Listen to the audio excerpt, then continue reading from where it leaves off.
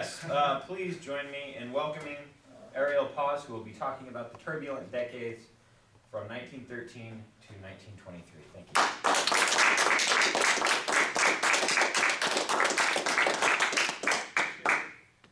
All right, well, for this presentation, I offered to discuss what I believe to have been a very significant decade in the history of this nation. And so I have some printed material, obviously, that I'll be referring to. And if at any moment you have questions, just feel free to ask me. I can interrupt the presentation. And I also have some PowerPoint slides to make it a little bit more enjoyable.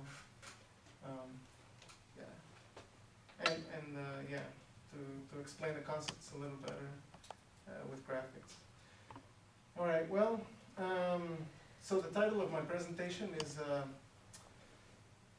the decade of 1913 to 1923, which was a decade of momentous events that altered the course of U.S. history.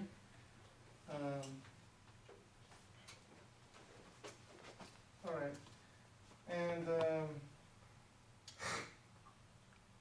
I decided to look at a certain period of U.S. history, which is about 150 years from the Napoleonic era, 1800, to around the end of World War II, until 1945. So the century and a half that comprises the time period from 1800 to 1945 encompasses a myriad of momentous events in the United States history. However, the decade from 1913 to 1923 stands out as a particularly significant period in this country's history. For the first time in their history as a nationally oppressed people, African Americans were able to commence a decades-long struggle against historic national oppression by whites, organizing the largest mass movement since Reconstruction. This period also signified an intensification of North American imperialism in Latin America and the Pacific. That happened in the wake of the Spanish-American War of 1898 and the Great War of 1914. Furthermore, race riots, a new wave of lynchings, and the extension of the Ku Klux Klan nationwide signified an entrenchment of right-wing, reactionary, and ultranationalist sentiment among whites. Finally, this period signified the emergence of an authentic working-class vanguard with the foundation of the Workers' Communist Party and the infamous Red Scare that the government launched against socialists. All right, so I'll tackle these different phenomena sequentially, one after the other. So we'll begin. This decade is significant because I believe it signifies a new phase in the national liberation struggle of African Americans and the emergence of the largest mass movement since Reconstruction. The Back to Africa movement's lead organization, which was the Universal Negro Improvement Association, or UNIA, was founded in Jamaica in 1914 by Marcus Garvey, Jr., publisher and entrepreneur, with its U.S. headquarters being founded in New York City in 1917. It must be noted that Earl and Louise Little, parents of the revolutionary theoretician of black liberation, Malcolm X, met at a UNIA convention in Montreal, Quebec. Earl was the president of the UNIA division in Omaha, Nebraska, and sold the Negro World newspaper, for which Louise covered UNIA activities. As Harry Haywood recounts on the history of the UNIA in his autobiography, Black Bolshevik, which is a very good book, I highly recommend it. The organization grew rapidly during the First World War and the immediate post-war period. At its height in the early 20s, it claimed a membership of 500,000. There can be no doubt that its influence extended to millions who identified wholly or partially with its programs. Something particularly significant about this movement is that the class nature of its membership cut across a broad swath. Well, first let me explain the graphics here. This is Marcus Garvey Jr. I don't know if you can all see. But,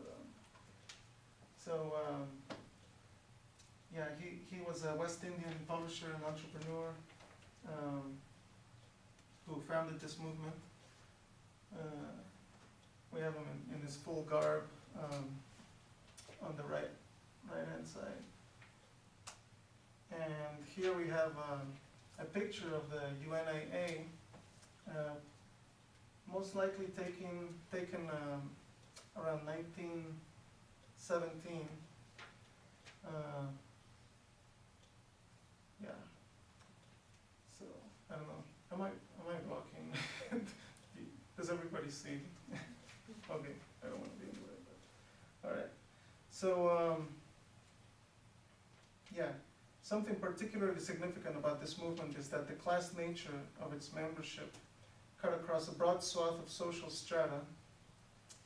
Another picture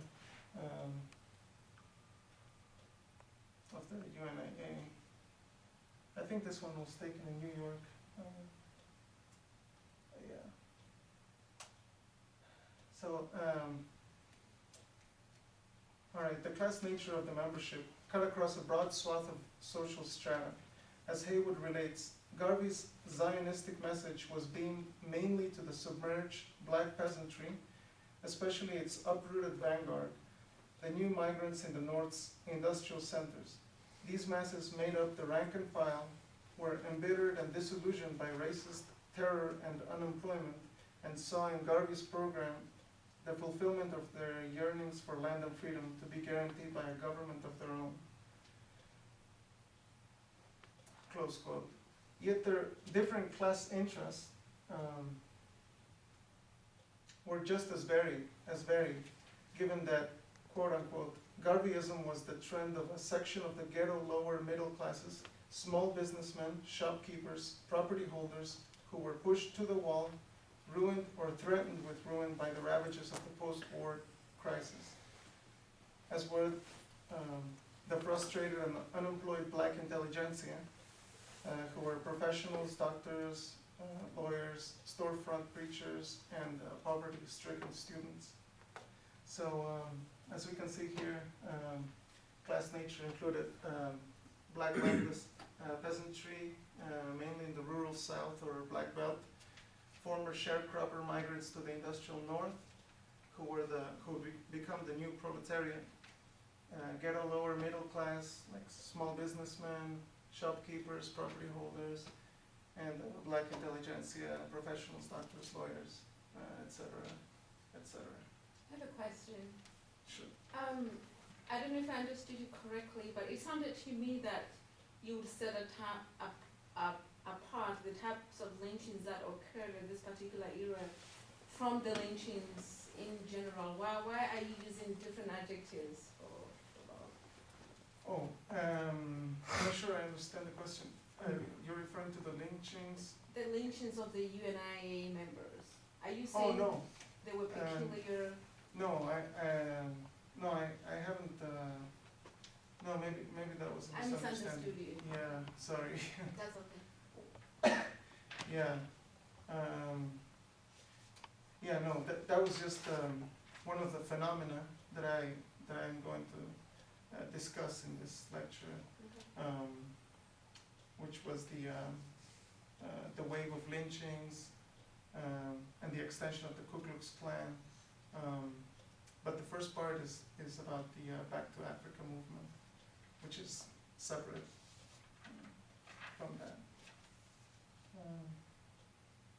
But yeah, so going back to the class nature of the membership, Garveyism reflected the desperation of these strata before the ruthless encroachments of predatory white corporate interests upon their already meager markets. Now I'm paraphrasing Harry Haywood again, right there. And an attempt by them to escape from the sharpening racist oppression, the terror of race riots, the lynchings, economic and social frustrations, In my opinion, this comment illustrates the contrasting, clashing, and ultimately irreconcilable class interests of Garveyism's membership. Throughout the lecture, I'll use the phrase Garveyism and UNIA or Back to Africa interchangeably. Just so you know, I'm referring to the same thing when I say those terms. And this comment attests to the devastating effects of a super concentration of the wealth into fewer and fewer hands by capitalists, combined with asphyxiating oppression and racial polarization. So this happened in the wake of the Gilded Age and the robber barons of the early 1900s. Yeah. So going on to the next slide, I'm going to discuss the internal contradictions within the movement. As Haywood concludes, the Garvey movement was the U.S. counterpart of the vast upsurge of national and colonial liberation struggles, which swept the world during the war and post-war period. In this period, masses of blacks had come to consider themselves as an oppressed nation. The collapse of the Garvey movement proved conclusively that the petty bourgeois ghetto nationalist current left to itself led only to a hopeless blind alley. Close quote. So here I'm going to try to analyze the contradictions within the movement. So we had two main currents of nationalism. One was the grassroots nationalism of the workers and peasants that were the rank and file of the Back to Africa movement's membership, versus the other type of nationalism, which was the wavering nationalism of the black bourgeoisie. And then we have another point here. Petit bourgeois leaders of the Back to Africa movement had a Zionist goal of withdrawal to Liberia, Africa, to establish their own state. Now, I see that the main contradiction here was the conflict between the needs of the masses to defend and advance their rights here in the United States and the escapist schemes of the petit bourgeois leadership.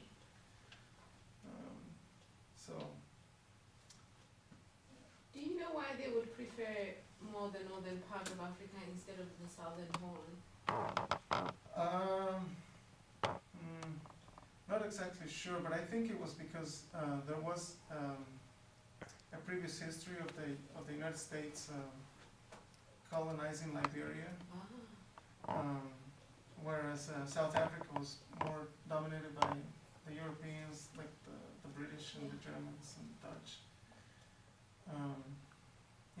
So the United States had a kind of like a beachhead already set up in Liberia with their own colonists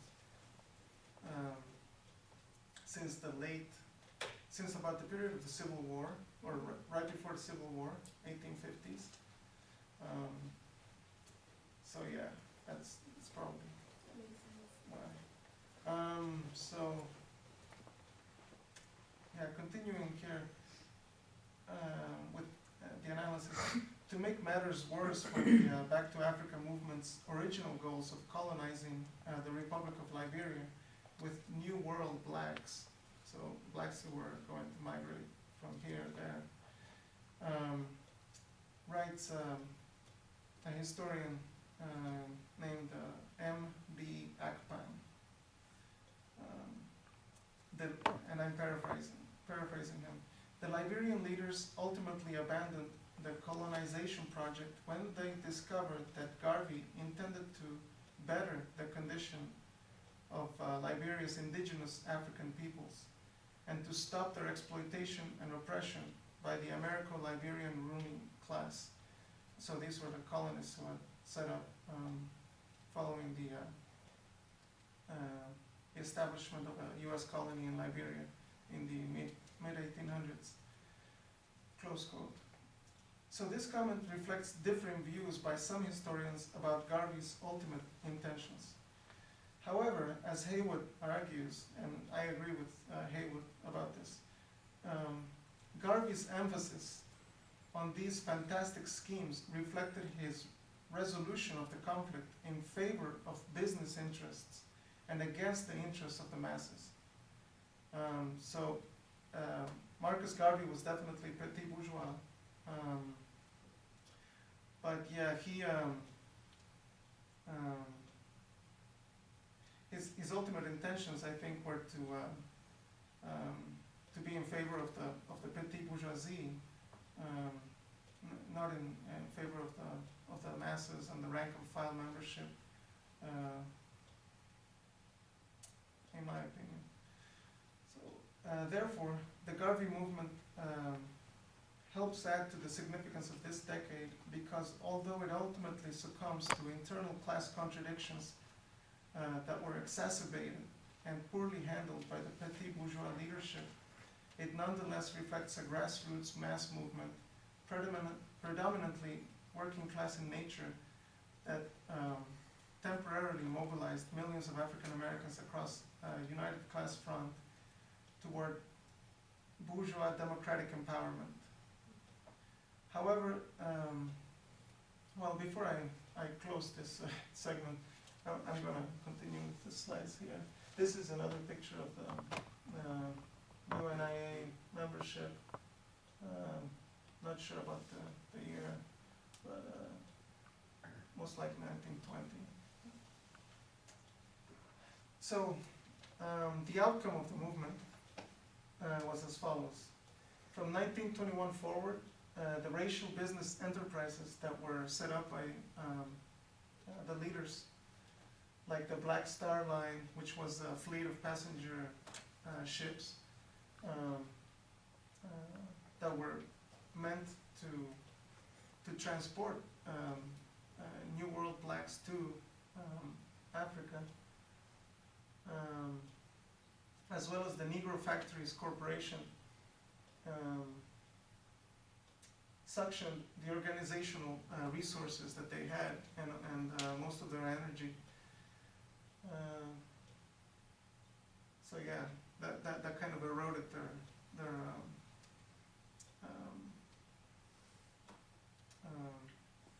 support with the rank and file. Capitalist ventures erode base of supporting rank and file membership. Not to sound redundant, but yeah. So the black proletariat and the peasantry were disenchanted by this by this move. The post-war economic depression subsided, so the economy got better after the war, gradually. Then came the Roaring '20s, etc. Garvey was framed for mail fraud by the U.S. government in 1925, and he was imprisoned for 2 years. So that basically ended his leadership of the movement. So the movement floundered, and it floundered upon the internal contradictions and ultimately collapsed. Yeah. So yeah, that was the end of Garveyism. Although it kept existing just in branches that broke off and made up their own. Yeah, it became fractionalized.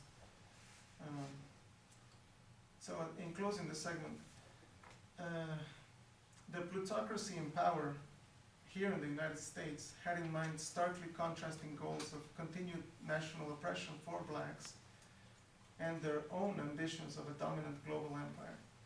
So now I'll go ahead and continue with the presentation. So the decade from 1913 to 1923 signifies an intensification of North American imperialism in Latin America. Whereas the United States had been active throughout Latin America since the days of the Monroe Doctrine, it is during this decade that the United States intensified its interventionist policy, profoundly interfering in Latin American sovereign affairs. In the aftermath of the Spanish-American War of 1898, by the way, this is a political cartoon, obviously, of Roosevelt on board a warship, pointing the cannon at the King of England, I guess, with a poor guy in Santo Domingo caught in between the two powers there. But yeah, so that's the Monroe Doctrine, sort of. Although Roosevelt kind of came up with his own corollary to the Monroe Doctrine in 1904, the Monroe Doctrine was already in effect since 1823, and it warned European powers to leave the Americas to the United States. America for the Americans is what they said, but they meant the North Americans, not the South Americans or the Central Americans or the Latin Americans.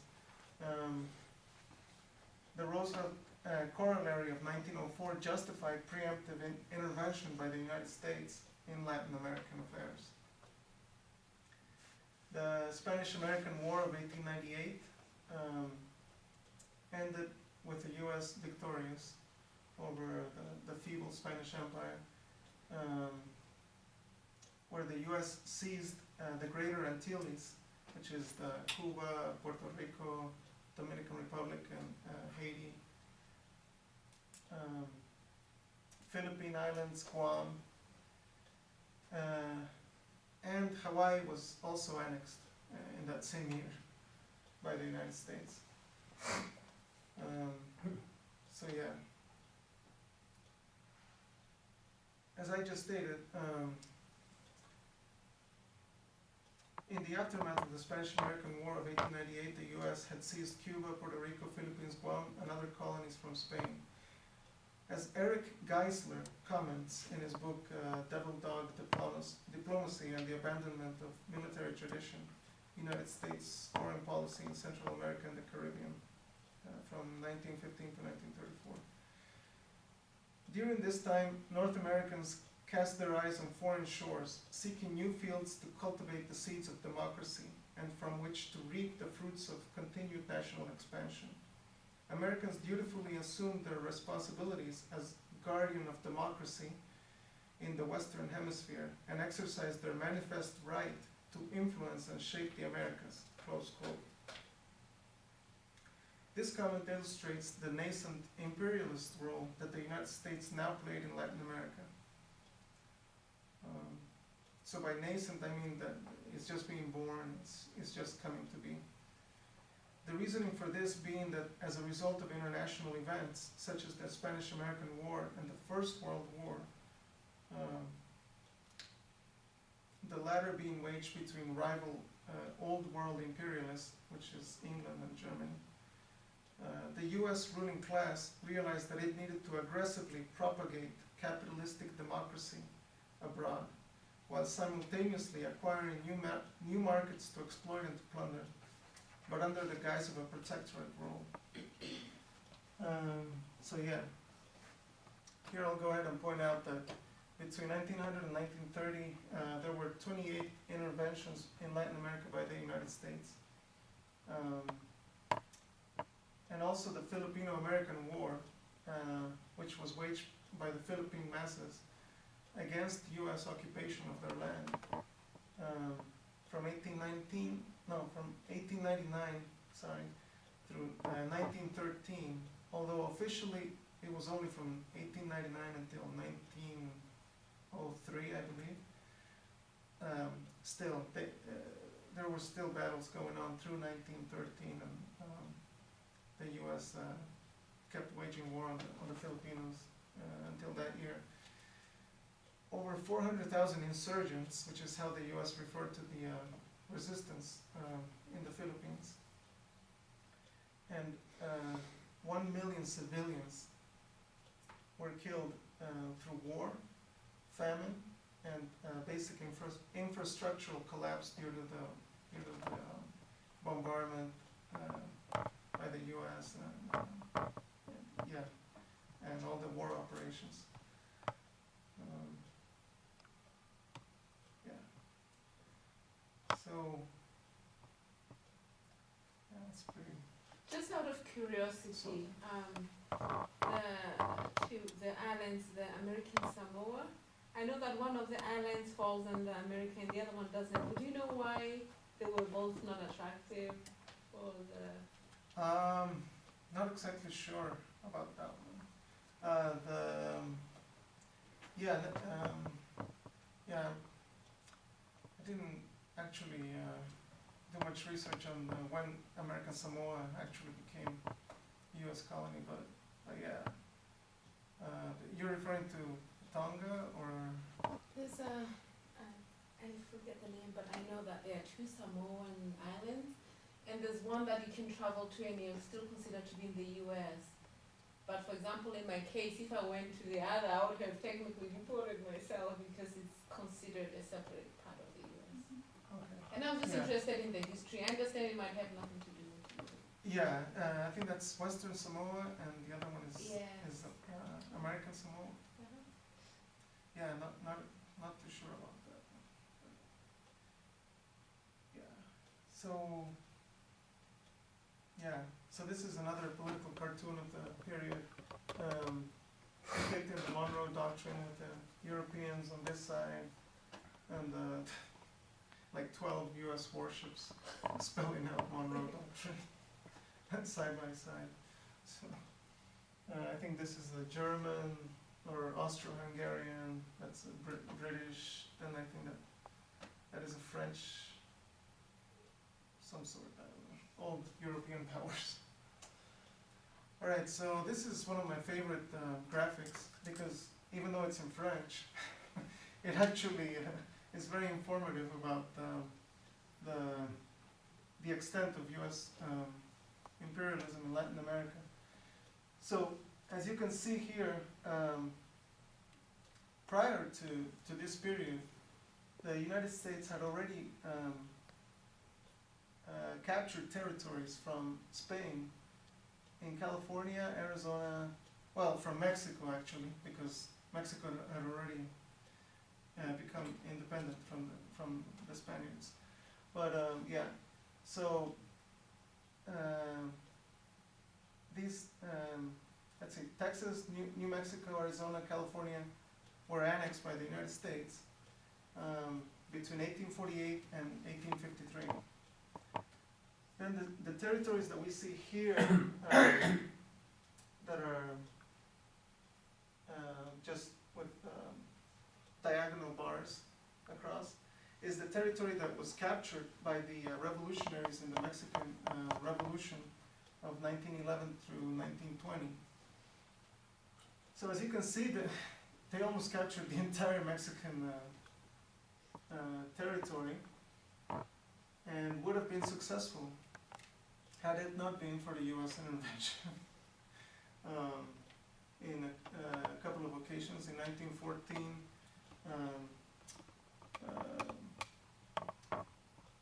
when the U.S.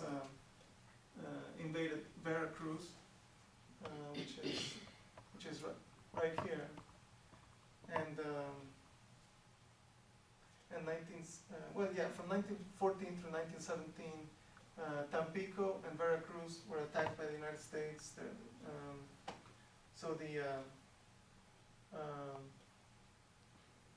The Mexican Revolution. Well, let me recapture my train of thought there. Emiliano Villa and Francisco Pancho Villa and Emiliano Zapata were the leaders of the Mexican Revolution, and so this is the territory that they had captured. They managed to capture. However, the revolution was defeated eventually. I believe mainly because of these interventions by the United States. And then we see a host of other interventions, which are the ones with little stars. These are the main direct interventions by the United States in Central America after 1898. So we see Guatemala. Well, yeah, these are some of these are after the period that I'm studying here, but we see Nicaragua from 1909 through 1933,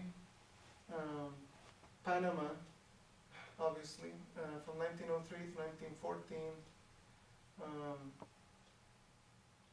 Then we see Cuba on multiple occasions, Haiti from 1915 through 1934, et cetera, et cetera. So, yeah, Puerto Rico was occupied by the United States in 1898 as well, and seized from Spain, and it became a neo-colony of the United States ever since. But yeah,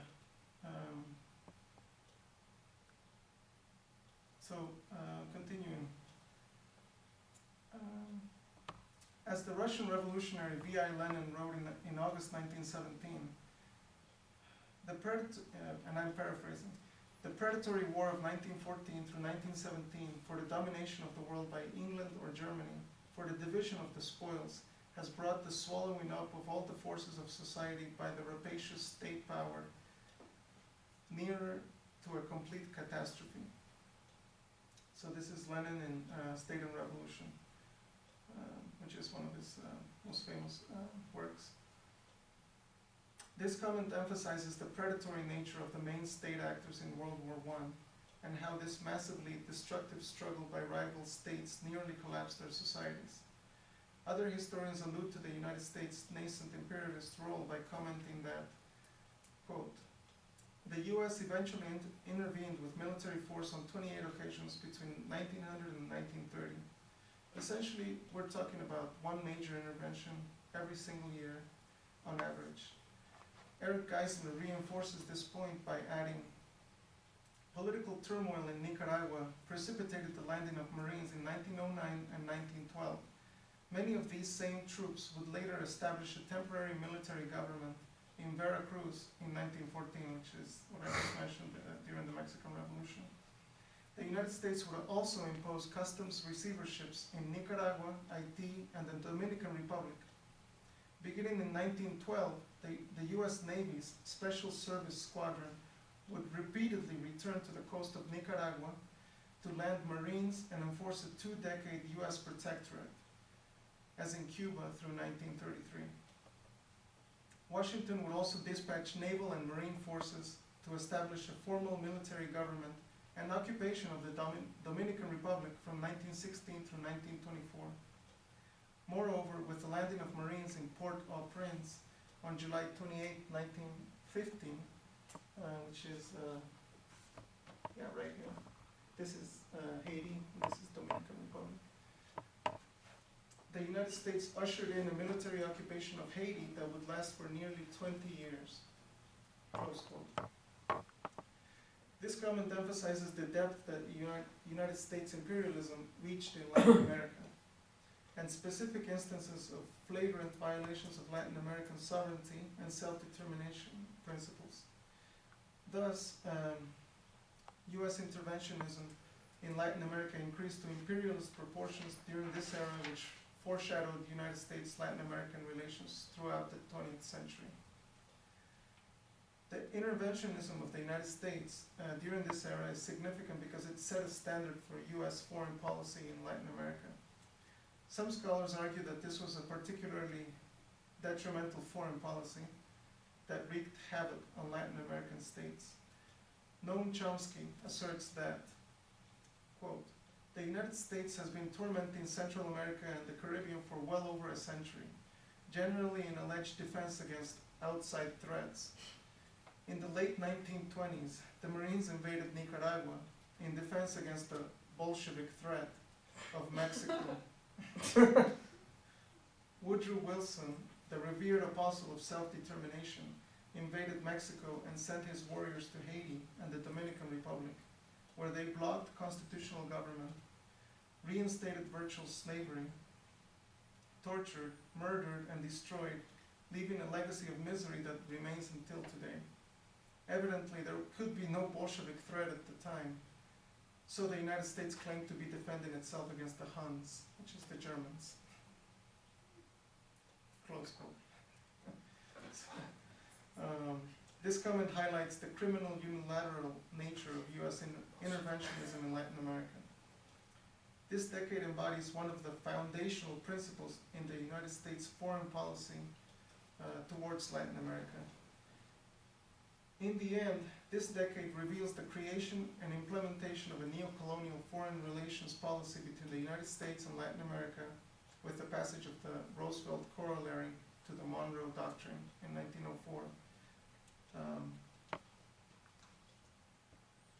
which set the foundation for the United States envisioning itself as the protectorate over Latin America. So this is another graphic kind of giving you an idea of where everything is. This is kind of partial, though. I don't think it's very, very complete. But at least you have an idea. These are the colonies that the U.S. Captured after 1898, mainly. Wake Island, Hawaii, well, midway 30 years earlier. And then we have Panama, Cuba,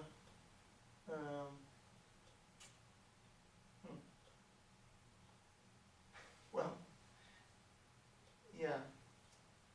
Mainly, all these islands here were captured by the United States, which is the Greater Antilles, Puerto Rico, Haiti, Dominican Republic, Cuba.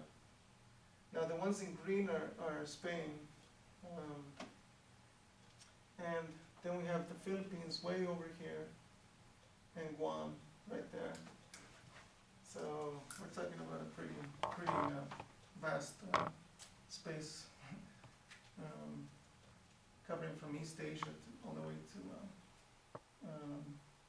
Puerto Rico in the Caribbean. So, yeah, go ahead. This is a picture of one of the pictures from the American-Filipino War of 1899 through 1913, where the United States massacred a huge amount of insurgents and civilians in 1906. So that was the Jolo massacre, where you can see all the bodies strewn on the ground there, and U.S. troops, Marines, whatever, on top there. So, this is Roosevelt, another political cartoon, marching around the Caribbean with his big stick. And we have the Caribbean islands, Santo Domingo, Cuba. Then we have Mexico here with the U.S. Roosevelt pulling a fleet of U.S. ships, collecting, basically pillaging all their resources through different measures like customs receiverships, etc., etc.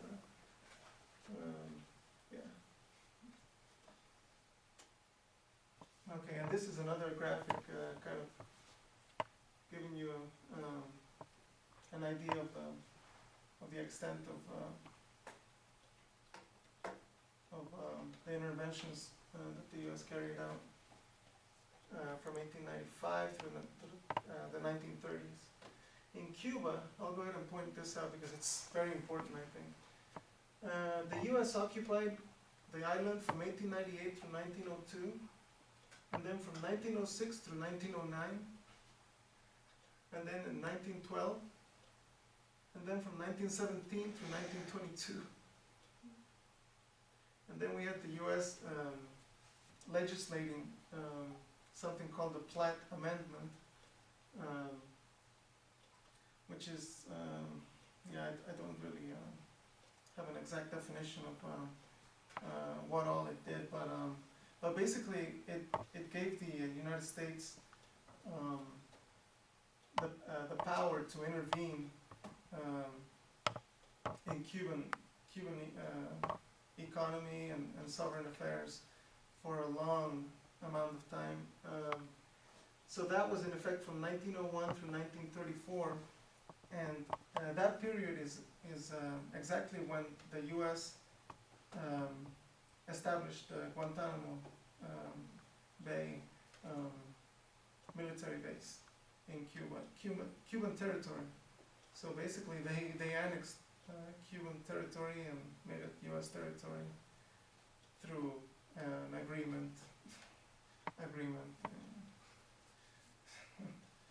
So, yeah, that happened in 1903 when the Guantanamo Bay military base actually started. So,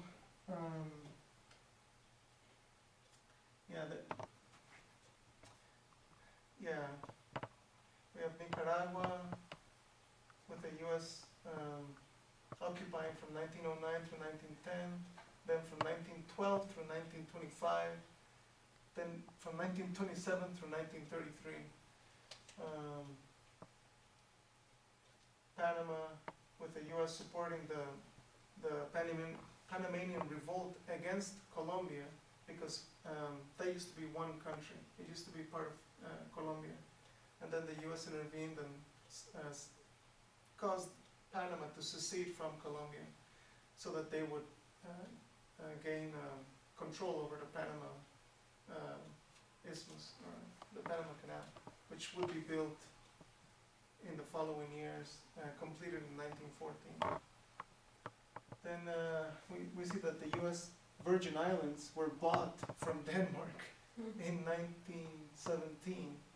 So, yeah, no self-determination principle for the natives.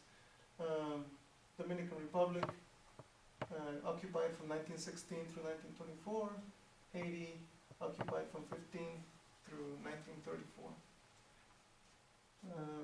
We also see something where another U.S. intervention where Venezuela lost part of its territory to British Guiana in in their little feud from 1895 through 1898 between Venezuela and British Guiana. So that's probably a more famous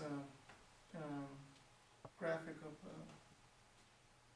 this period with Roosevelt and the new diplomacy, according to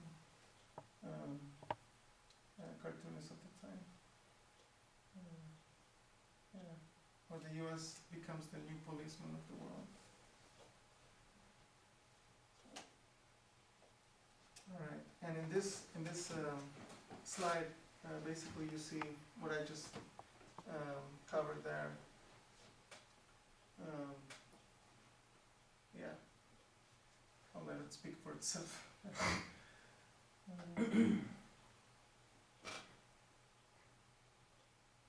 Yeah, so as I was,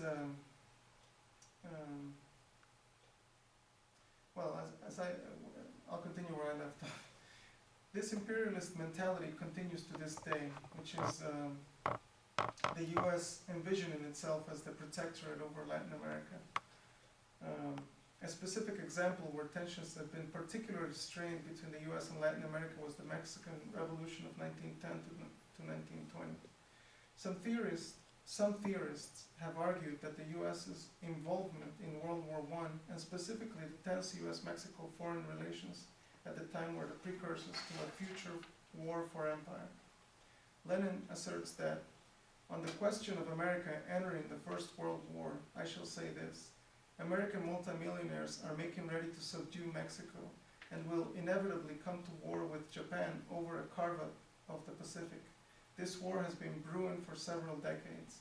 America's real aim in entering the First World War is to prepare for this future war with Japan. The American capitalists have stepped into this war in order to have an excuse behind the smokescreen of lofty ideals championing the rights of small nations for building up a strong standing army. Close quote. This comment illustrates the duplicity of U.S. foreign policy. whereby it seeks to covertly, materially expand its influence and control over other nations, even at the cost of war, while overtly defending abstract ideals like freedom and democracy. However, to be able to wage imperialist wars abroad, ruling classes historically have depended on creating an enemy within. The enemies within, in this case, were the former slave class and waves of newly arrived masses of working class poor from Europe, Asia, and Latin America. White supremacy enjoyed an eerie revival across the bourgeois republic. So that connects us to the next segment. So before we do that, this is kind of a recap of what else was going on at the time in the rest of the world. So 1914, we had the First World War breaking out in Europe between the Triple Axis and the Triple Entente powers. Then in April 1917, the US entered World War I. In October of that same year, the first successful socialist revolution brought workers and peasants to power when the October Revolution succeeded in Russia, led by the Bolsheviks. In November of that year, the new government in Russia, ex-Russian Empire, because it's no longer the monarchy in power, withdrew from World War I. So that had a tremendous impact on the other powers that were waging the war. In 1919, there was an Allied intervention by the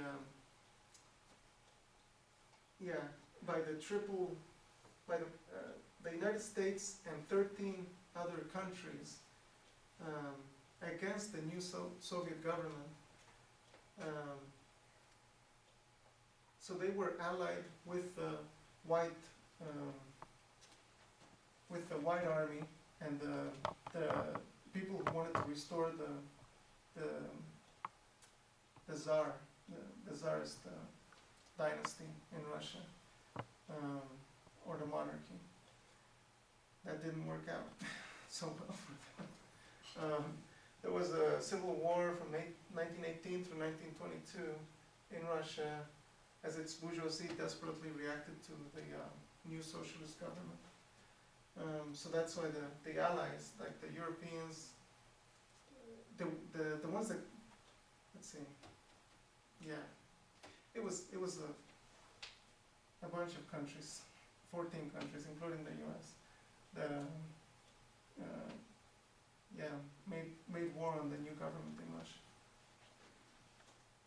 So this is a famous picture of V.I. Lenin addressing the crowd in Russia. I'm not sure if this is St. Petersburg or Moscow. But yeah. And then we have another picture of the October Revolution in Russia, with workers and peasants there by the train, I think. This is a famous political cartoon, kind of depicting the new Soviet government led by the Bolsheviks, defending itself against the 14 nations that were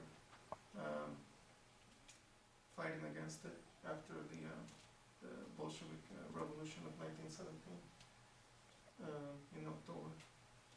And then on the right-hand side, we have a picture of the leaders of the revolution, Joseph Stalin and V.I. Lenin. So yeah, unfortunately I cannot translate what this says because I don't speak Russian. So this is a picture of the Red Army militia at some point during the war, 1918 to 1922. Heavily armed guys. You don't want to mess with them. Alright, so that brings us up to our next section. which is, an entrenchment of right-wing, reactionary, and ultranationalist sentiment among whites,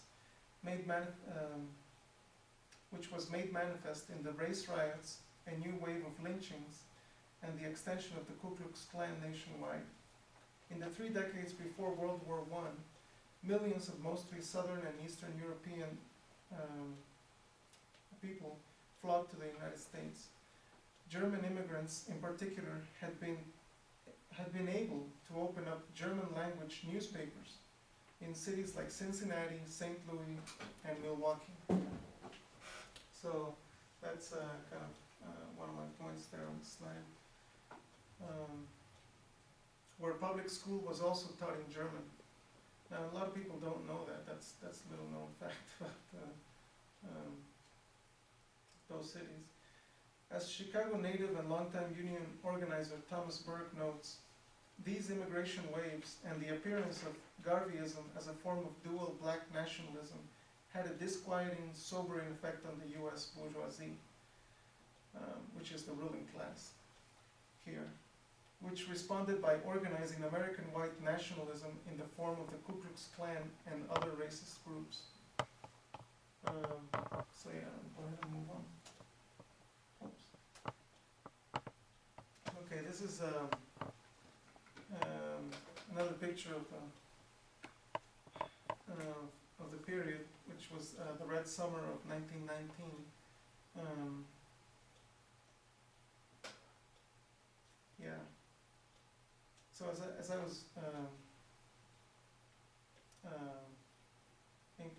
was paraphrasing Tom Burke there, his comment, his analytical comment links the various phenomena of the period in a dialectical materialist way, which is very important, I think. Speaking of German was subsequently outlawed across the United States. Blacks were vilified and murdered, while socialists were killed, persecuted, arrested, and deported. No less than 26 race riots occurred in the Red Summer of 1919, which Harry Haywood clarifies in his autobiography, were, quote-unquote, red for the blood that ran in the streets. The Holocaust in Chicago was the worst race riot in the nation's post-war history, close quote. U.S. society was particularly permeated with racist views. In Haywood's words, the forces of racist bigotry unleashed during the race riots were still on the march through the 20s, had intensified and extended their campaign. The whole country seemed gripped in a frenzy of racist hate. Anti-black propaganda was carried in the press, in magazine articles, literature, and in theater. D.W. Griffith's obscene movie, The Birth of a Nation, which glorified the Ku Klux Klan and pictured blacks as depraved animals, was shown to millions, close quote. This comment illustrates the propagation of racist views across the mass media. And not surprisingly, white supremacists rode closely, quote, closely behind the trumpeters of race hate. A revived Ku Klux Klan now extended to the north and made its appearance in 27 states, embracing millions, while heading the list of a whole rash of super-patriotic groups who were anti-Catholic, anti-Jew, anti-foreign-born, and anti-black. The apostles of white, Anglo-Saxon, and Nordic supremacy included in their galaxy of ethnic outcasts Asians, or the Yellow Peril, Latin Americans, and others from Southern and Eastern Europe. Their hate propaganda pitted all against the blacks, upon whom was fixed the stigma of inherent and eternal inferiority, close quote. So, yeah, here we have a lynching, horrible, I can't believe the way that these people are just, they seem to be at a movie or something. I don't know, they're just incredible look on their face while this person is roasting alive there. And then we have on the right hand side the famous picture of how a neighborhood is torched in Tulsa, Oklahoma. So this happened in Omaha, and that happened in Oklahoma, which is next door. So yeah, here we have some points that I mentioned. How the U.S. bourgeoisie responded to the big waves of European immigration and a sort of black nationalism embodied in Garveyism by organizing the KKK and other racist groups, which were decidedly anti-socialist in nature. Plans spread to 27 states, and the rest is there on the slide. German language was outlawed, and blacks were murdered, socialists were killed, persecuted, etc., etc. So, yeah. So the comment that I read just before this, just before I went back to the slides, which Harry Haywood made, underscores the populist mass appeal that white supremacists had during this decade. But something else also happened that was even more significant, in my opinion. African Americans matured as an oppressed minority and had decided to take their destiny in their own hands. As Berland notes, quote unquote, the Negro riots had several qualities in common with the revolutions then sweeping Europe. Both resulted from the stresses of war, and in both the returning soldier and the recently recruited proletariat played leading roles. And if the American riots did not project a new regime, they did mark the advent of a new Negro, one who fought back. This Negro, his new spokesman would explain, was to the old as riot itself was to lynching, close quote. This maturing attitude saw itself reflected in the formation of radical left organizations within the black community. Some of these would eventually coalesce with white socialists to build an organized communist movement and an authentic working class vanguard in the belly of the beast, as the Cuban revolutionary José Martí once pointed out. This is why this decade is so significant. Here we have a picture of the KKK, a couple of them taken in the 1920s. Yeah, that's what they usually did when they got together. They burned crosses and who knows what else. Lynching, murdering. Yeah, intimidating. All right, so that brings us to my next segment, which is I'll go ahead and restart that thought. Finally, this period signifies the emergence of an authentic working class vanguard with the foundation of the Workers' Communist Party and the infamous political witch hunt carried out against it by the US government, known as the Red Scare. New York City witnessed the founding of the African Blood Brotherhood in March 1919 by Cyril P. Briggs and other black radicals, who along with the Crusader, which was their press organ in the African Blood Brotherhood, quote unquote, were among the vanguard forces for the new Negro movement, an ideological current which reflected the new mood of militancy and social awareness of young blacks of the post-war period. So that was Harry Haywood there. So as you may know, African Americans made up an important part of the U.S. Armed Forces in World War I, and so veterans of that war came back from the war after having experienced for the first time in their life real social, something that equaled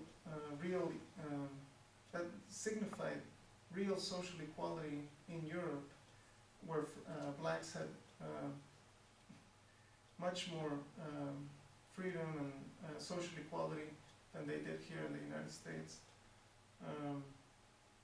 And so that's what Haywood is referring to there, with the social awareness of young blacks of the post-war period. Chicago was the birthplace of the Communist Party of America in September 1919. Quote unquote, composed predominantly of East European immigrant workers headed by Charles E. Ruthenberg and the smaller, more American Communist Labor Party led by John Reed. So, yeah, we see that right here. Charles Ruthenberg also acted as Secretary General of the Communist Party of the USA until his early death in March 1927. The Communist Labor Party was formed by John Reed, who also wrote 10 Days That Shook the World. And yeah, I'll go ahead and continue. But as internal differences arose in 1920, Susan Campbell points out that, quote, unquote, as split off from the CPA, from the Communist Party of America, which included Ruthenberg, joined with the Communist Labor Party to form the United Communist Party, unquote. Excuse me. In 1921, however, the Comintern, or Communist International, mediated between the CPA and the UCP, and exerted its influence for them to unite and form the Workers' Communist Party in Chicago. So that's how you can see a split in the CPA. Then you that joined with the already existing Communist Labor Party, formed the United Communist Party. And then the Comintern mediates between them, and the Workers' Communist Party is formed when the CPA and the UCP unite. So yeah, I'll go ahead and show you some pictures here before I continue. This is Harry Haywood, who is one of my main sources here for this presentation. Amazing revolutionary. And then we have Cyril P. Briggs, who, along with Claude McKay, founded the African Brotherhood. Haywood was briefly a member of the ABB.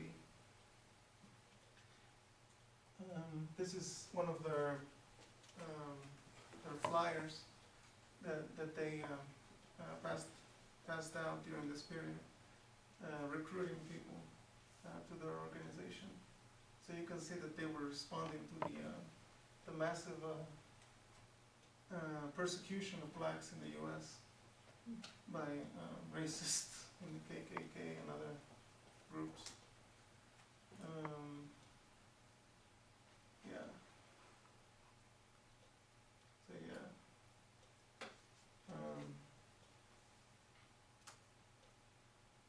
All right, and then. Oops. Okay. Okay.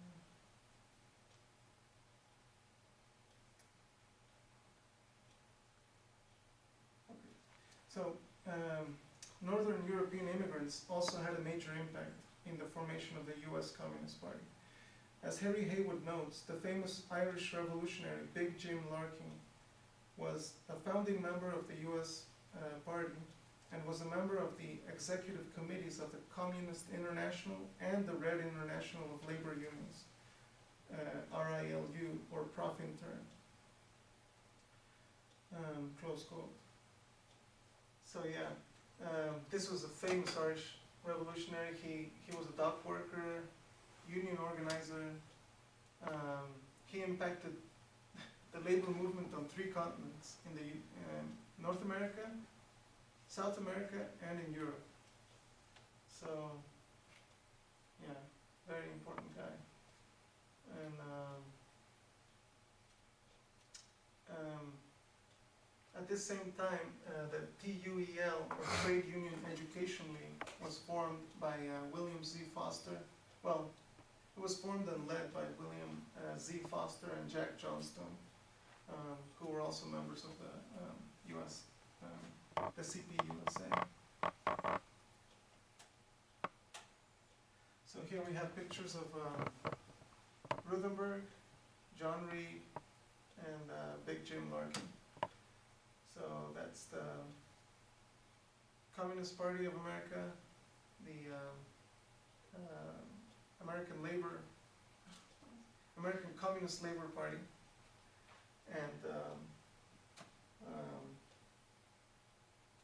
Big Jim Larkin, who also founded the U.S. Communist Party.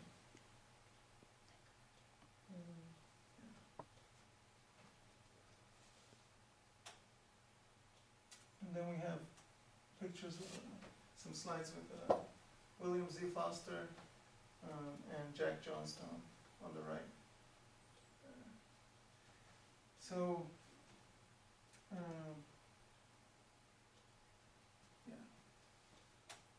Okay, then we have another graphic there, a slide with a picture of the second Congress of the Comintern, which happened in Petrograd and in Moscow from July 19th through August 7th, 1920, with V.I. Lenin there at the podium in the central part of the picture. And yeah. And here we have the American delegation to the to a Congress, the fourth Congress of the Comintern in 1922. We have standing in the back Jim Cannon from the Workers' Party of America, William Knudsen from the Socialist Labor Party. Then we have L. Catterfeld, which I'm not sure who he was affiliated with. Then sitting down we have A. Trachtenberg from the Workers' Party of America, A. Arne Slavik. Then we have very beautiful comrade there, Ann Wardis from the trade. Arne Slavik and Ann Wardis from the Trade Union Education League, and Max Bedacht from the Communist Party of America on the right. So that was a small delegation for the fourth Congress, but then that increased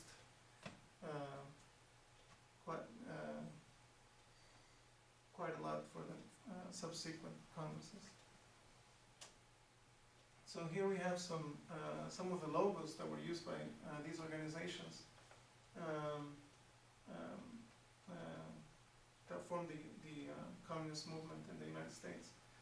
The first one is the Communist Labor Party in the top left. Then we have the Communist Party of America in the central top center. Then we have the United Communist Party of America on the top right. And we have the Communist Party of America in the bottom left, and the newly founded Communist Party of the United States of America on the bottom right. Okay, so that brings us to our final segment. Another significant event of this decade was the phenomenon known as the Red Scare, which was unleashed by the government upon the left-wing social forces.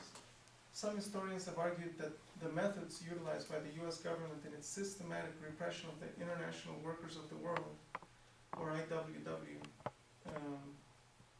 organization from 1917 on were nothing short of ruthless. J. Sakai asserts that, quote, finally cranking its police machinery up, the imperialist state proceeded to smash the defenseless IWW clear into virtual non-existence. It wasn't even very difficult, since throughout the West, vigilante mobs of settlers declared an open reign of terror against the IWW, close quote. This comment illustrates the way in which the US government utilizes both uniform police forces and para-police forces to repress mass movements. So here I'll go. After you've all had a moment to appreciate amazing artwork. All right. The Red Scare consisted of a political witch hunt organized by the US government against socialists of different denominations. The Palmer Raids, repression of organized labor, union busting and strike busting, repression of the IWW and of the early Communist Party, USA, federal raids, immigration roundups, deportations, long imprisonment, and legislation called criminal syndicalism, which obviously criminalized being a union member in over 21 states. So yeah. The Red Scare entailed federal raids, mass immigration roundups, long imprisonment, deportations, passage of criminal syndicalism laws in at least 21 states, thousands of arrests, and vigilante terror, as Sakai highlights. However, there are plenty of differing views about the collapse of the IWW. Tom Berg points out that a significant factor in the decline of the IWW was, ironically, the success of the October Revolution in Russia. Many of its most militant and radical leaders subsequently left the anarchist-minded IWW to join the US Communist Party. So this analytical comment illustrates the earth-shattering impact of international events on domestic working class mass movements. Haywood concurs with that view as he further analyzes the events of the Red Scare in a dialectical materialist way. He adds, quote, "Most conspicuous was the concerted and vicious attack being carried out against white radicals in the trade union movement. The same forces appeared to be behind the Palmer raids of 1919 and 1920, behind the wave of racism, and behind the violent union and strike busting which took place. The foreigners who were being deported, the radicals who were imprisoned, and the workers throughout the country who were attacked by Pinkerton private armies were white as well as black." Close quote. Sakai concludes, quote, "The sharp repression of 1917 through 1924, in which not only government forces but also the unleashed settler mob terror struck out across the US empire, was a cleanup campaign directed at the European national minorities. Thousands were forced out or returned home. Many were imprisoned, killed, or terrorized." So this comment partially explains the reasoning behind the US government's political witch hunt. By and large, the persecution was directed at class-conscious European immigrants, specifically because more often than not, they came from a revolutionary tradition at home, like Big Jim Larkin, who was from Ireland, and were thus better fitted to be leaders in the US labor movement. Historically, the consequences of resisting political repression of this variety have been extreme and brutish, as ruling classes have sought to quell, discourage, and silence public dissent at any price. So yeah, here we have some more anti-communist propaganda of maybe not exactly that period, because here we have new socialist countries like East Germany, North Korea, etc. But you get the point. The red iceberg with Uncle Sam there on his ship, maybe a cruise ship, on a cruise, Disney, or whatever they call. The Red Menace, which is a movie, I guess, about communist threat.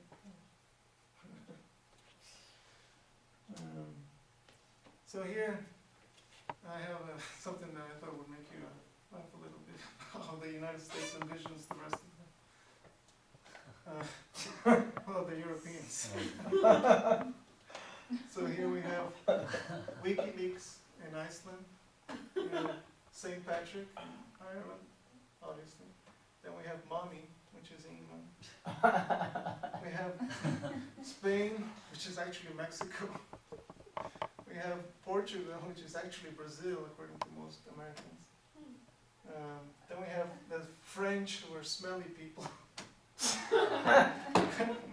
I don't get this.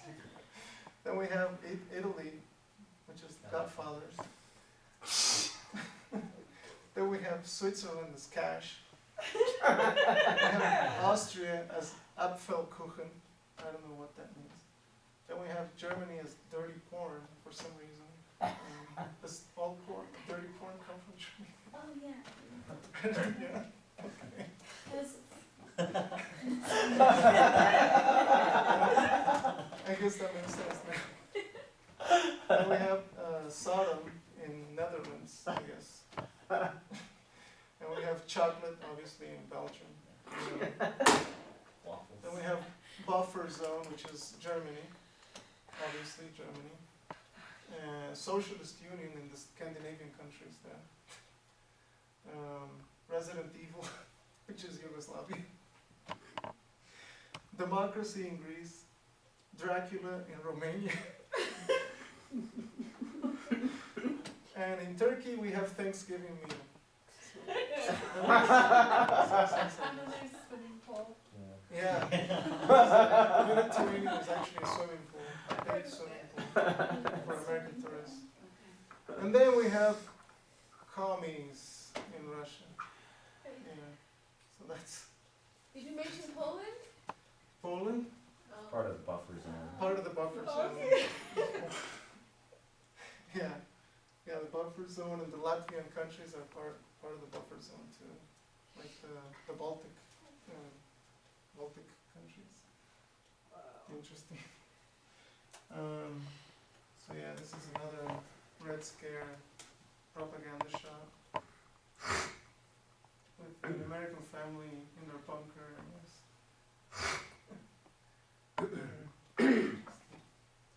With all their canned food, emergency supplies. Alright. So I wanted to end with this slide here, which is my view that another world is possible.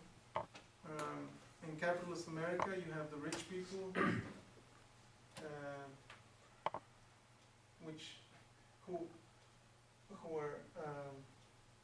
who dominate or are more than poor people. That's in capitalist America. And then in a communist America, you would have people equals people. In other words, no class differences. It would be a great society. So I wanted to end with a quote by somebody who, in my opinion, is one of the most amazing theoreticians.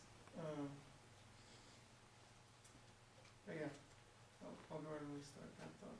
As the 19th century Cuban revolutionary Jose Marti once said, however, okay, so this is the slide that I actually end up with right here. It's in Spanish, but I'll go ahead and translate it for you. Here we have different revolutionaries like Mariátegui, Jose Marti, Simón Bolívar. I'm not exactly sure this gentleman here, but this is Fidel Castro and Ernesto Che Guevara. So, as Jose Marti once said, however, when there are many men without decorum, which is propriety of conduct, manners, appearance, or honor, respect, there are always others who have in them the decorum of many men. Those are they who rebel with terrible force against the ones who rob their peoples of their liberty, which is to rob them of their decorum. In those men go thousands of men. In those men go an entire people. In those men goes human dignity. Those men are sacred. Now keep in mind that the reason why it is mainly the terminology that Marti uses is typical of the period, with man being, even though you could say men and women, there are male and female revolutionaries historically. But yeah, just wanted to clarify that. And, yeah. So, in in conclusion, the events that unfolded roughly from the years 1913 through 1923 helped make this decade of particular importance in U.S. history, with African Americans struggling for national liberation and U.S. communists struggling for socio-political rights, as well as with the development of the U.S. empire as a nascent superpower bent on hegemony at any cost, amidst the smoldering fires of racial oppression and political suppression within its borders, and the fierce resistance to empire by Caribbean, Filipino, and Central American indigenous peoples without. These events were critical in altering the course of U.S. history. And that closes my presentation.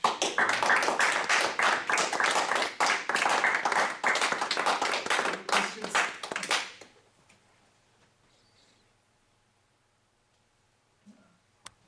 Does everybody have? Do you also think that part of the decline of the Garveyist movement in the 20s was part of the organizing efforts of the Communist Party USA, which gained many members from the South through their organizing and union efforts among blacks? Possibly. I mean, the Communist Party had they were critical of the Garvey movement, mainly because they saw it as a bourgeois nationalist movement. Now, Harry Haywood, even Harry Haywood saw it that way at the time, but then in retrospect, he realized that the black nationalism that was represented in the Garvey movement was actually dualistic in nature, and so he, as well as most of the communists at the time, kind of saw the Garvey movement as rather reactionary instead of with the potential for revolution. So yeah, the Communist Party actually made several links with different black radical organizations like the African Blood Brotherhood and other groups, which definitely detracted from the Garveyist tendency there in the South and the rest of the country. So yeah, I mean, be that as it may, yeah, that was a contributing factor, sure.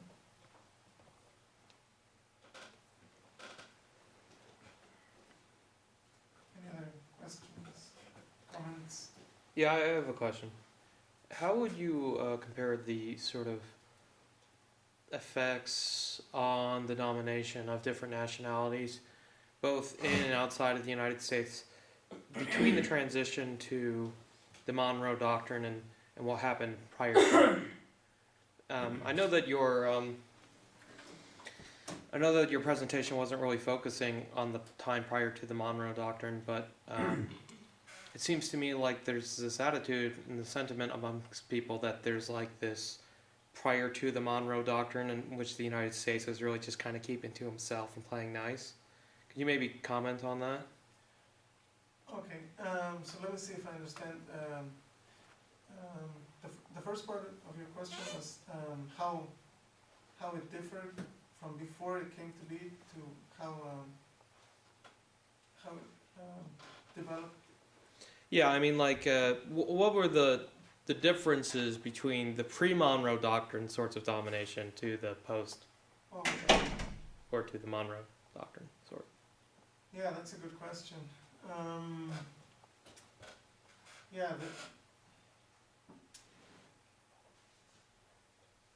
the period before the Monroe Doctrine came to be, which is a very early part of U.S. history, the first 50 years of its existence, were mainly a period, well, it was mainly a period where the U.S. kind of try to form itself as a nation, and it defended itself against the British in the War of 1812, obviously. It didn't really have much time to look at the rest of the Americas as far as envisioning a possibility for extending its control economically, politically, etc. And the period after the Monroe Doctrine, I would say that all the way until the Spanish-American War of 1898, which is 75 years after the Monroe Doctrine came to be, is really the first time that the U.S. actually enforced the Monroe Doctrine, and on major scale. We can see that it's interesting how the United States decided to lay off or stay back when the British decided to colonialize the Malvinas in the southern part of Argentina, which they called the Falkland Islands in 1833, which was 10 years after the passage of the Monroe Doctrine. So the United States decided to, we can exempt the British from this doctrine. They can go ahead and do whatever they want. They can colonize Argentina or whatever they want to do down there. So I guess they didn't decide to make a move until Spanish-American War. That would be my opinion. Does anybody want to add? We're actually getting up on time, so if everyone would like to please join me